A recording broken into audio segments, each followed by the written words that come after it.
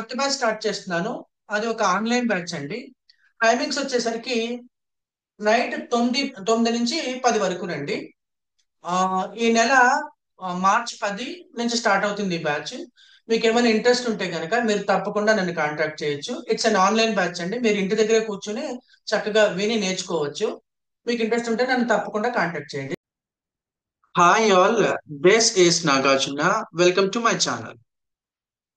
మనం 2-3 వీడియోస్ నుంచి చూస్తా ఉన్నాము. ఏంటి అని అంటే వుడ్ గురించి చాలా మోడల్స్ చూస్తా ఉన్నాము. వుడ్ ని ఎన్ని రకాలుగా ఉపయోగించవచ్చు, ప్రెసెంట్ లో, ఫ్యూచర్ లో, పాస్ట్ లో, ఇలా ఎన్ని రకాలుగా ఉపయోగించవచ్చు అనే విషయం గురించి మనం నేర్చుకుంటా ఉన్నాము.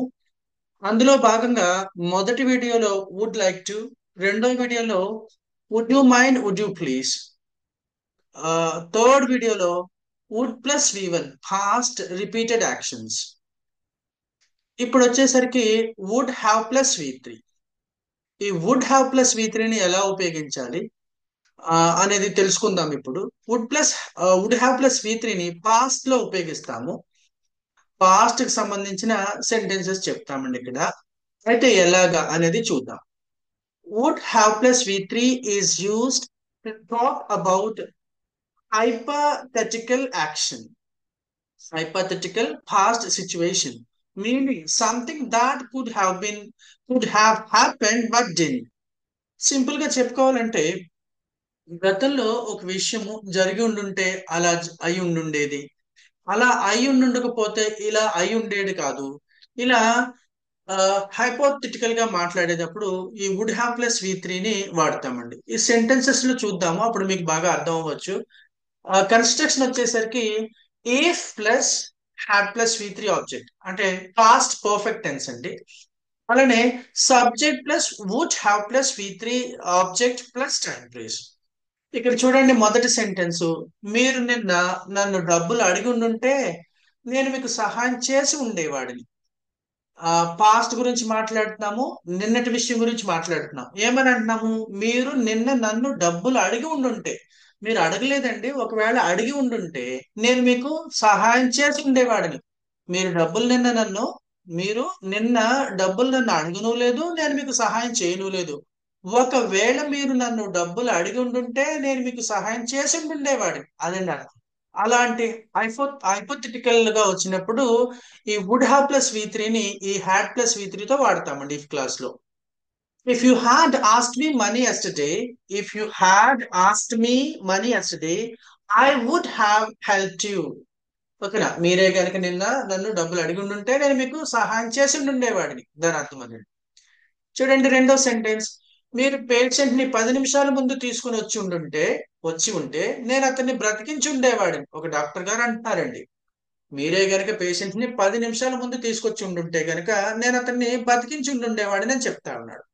పేషెంట్ ని వాళ్ళు లేట్ గా తీసుకొచ్చారు, అతను బ్రతికించలేకపోయాడు. ఒకవేళ తీసుకొచ్చి ఉండుంటే గనక నేను అతన్ని బ్రతికించి ఉండేవాడిని అని చెప్పేసి అంటాను. అప్పుడు చూడండి, if you had brought the patient 10 minutes earlier, I would have saved him.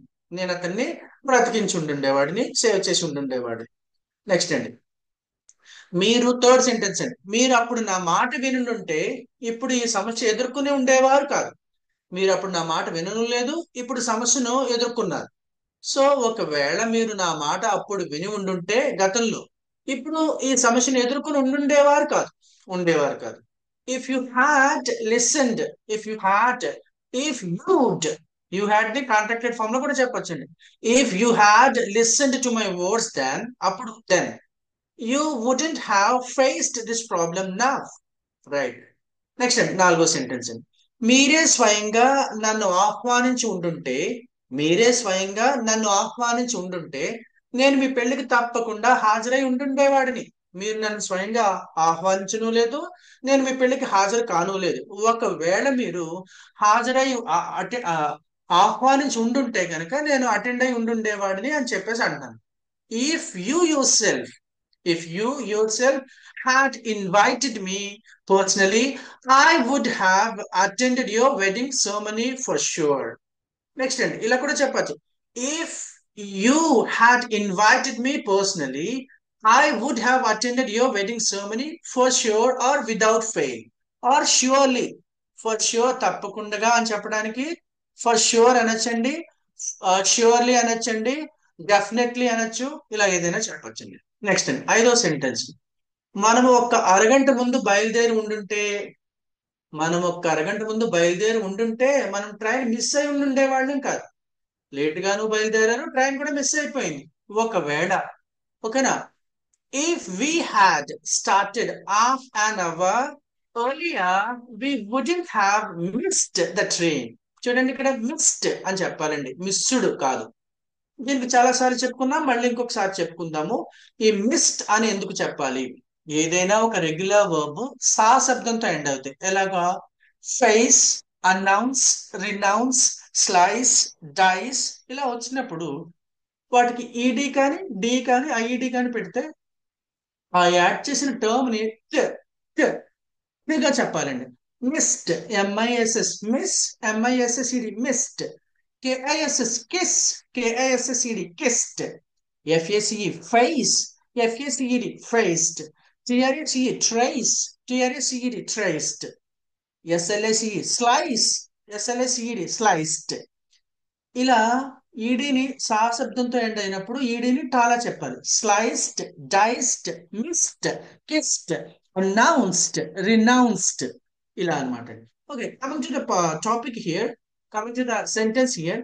if we had started and if we had started half an hour earlier, half an hour, half an hour earlier, we wouldn't have missed the train.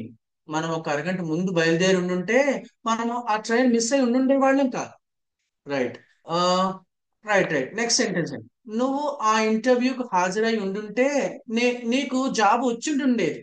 నువ్వు ఆ ఇంటర్వ్యూకి హాజరై ఉండుంటే నీకు job వచ్చిండుండేది. If you had attended that interview you would have got that job. You would have got that job. ఆ ఇంటర్వ్యూకి నువ్వు హాజరు కాను లేదు, నీకు ఆ జాబ్ రాను లేదు. ఒకవేళ నువ్వు హాజరై ఉండుంటే నీకు ఆ జాబ్ వచ్చి ఉండుండేది. మీరు ప్రతిరోజు మాస్క్ పెట్టుకుని ఉంటే, ధరించి ఉండుంటే మీకు ఇప్పుడు కరోనా పాజిటివ్ అయ్యేది కాదు. If you had worn mask, put on mask daily, you wouldn't have got tested corona positive. You wouldn't have got tested corona positive. Next అండి, ఈతగాడు, స్విమ్మర్ అక్కడ ఉండుంటే అతను తప్పకుండా ఆమెను లేదా ఈమెను రక్షించి ఉండుండేవాడు. If the swimmer had been there, if the swimmer had been there, he would have saved her for sure. Next అండి, డాక్టర్ గారు సకాలంలో హాస్పిటల్కి వచ్చి ఉండుంటే ఈ రోగి చనిపోయి ఉండుండేవాడు కాదు. If the doctor had arrived to the hospital on time, this patient wouldn't have died.